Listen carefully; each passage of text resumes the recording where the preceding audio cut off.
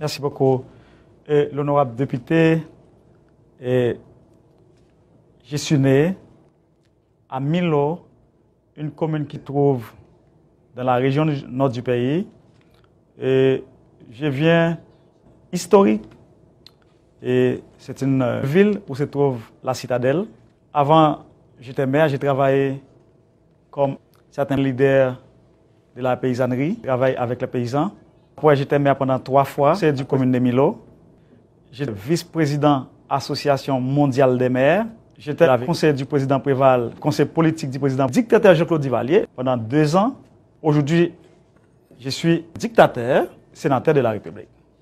Maintenant, je travaille comme un sénateur qui a causé plusieurs milliers de gens, plusieurs milliers de morts en Haïti qui étaient morts passés par le régime d'Aristide. Avant d'entrer dans la question de Duvalier, de la question d'Aristide, il faut rappeler, lors des dernières élections, nous avons torturé, nous avons exilé. Ce régime-là a tué plusieurs milliers de gens. Aujourd'hui, ça a causé certains problèmes majeurs pour le pays.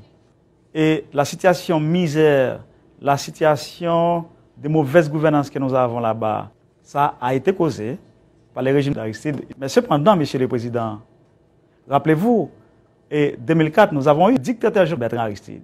La France, les États-Unis, le Canada ont forcé ce président à quitter le pays. Mais aujourd'hui, il revient dans le pays. Il circule partout, il parle, il danse, il fait ce qu'il veut dans le pays. Est-ce que vous voyez la différence?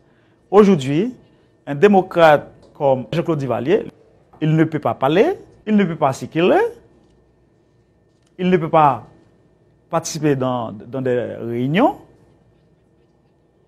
Pourtant, Jean-Bertrand Aristide, il circule partout, il parle, il danse, il danse, il danse, il fait ce qu'il veut dans le pays. Est-ce que vous voyez la différence? Aujourd'hui, un dictateur se trouve en situation difficile chez lui, alors qu'un démocrate qui a causé plusieurs milliers de morts en Haïti, qui étaient morts passés par le régime Jean-Bertrand Aristide. Maintenant, ce dictateur-là, il pourrait circuler de part et d'autre à travers les pays. C'est vraiment une situation de poids et de mesure. Vous savez très bien, Haïti est un pays nègre qui a été libéré et comme le premier pays nègre dans la région. Nos ancêtres ont lutté pour nous donner ces coins de terre. Brasil clamar pelo fim da MINUSTAH. Avant même de répondre à cette question, je dois vous dire de la vérité.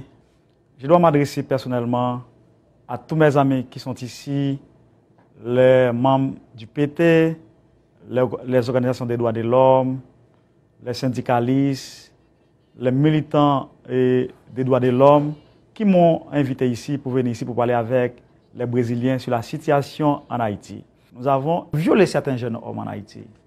Par exemple, dans le sud du pays, mes collègues parlementaires, particulièrement les membres de la commission de la vérité, les membres de la commission des droits de l'homme et les membres de la commission antiracisme, on a violé un jeune homme. Au Gonaïve, moi, Monsieur le Président, comme un patriote, un nationaliste, un Haïtien authentique, c'est pourquoi j'ai violé un jeune homme de 25 ans aussi.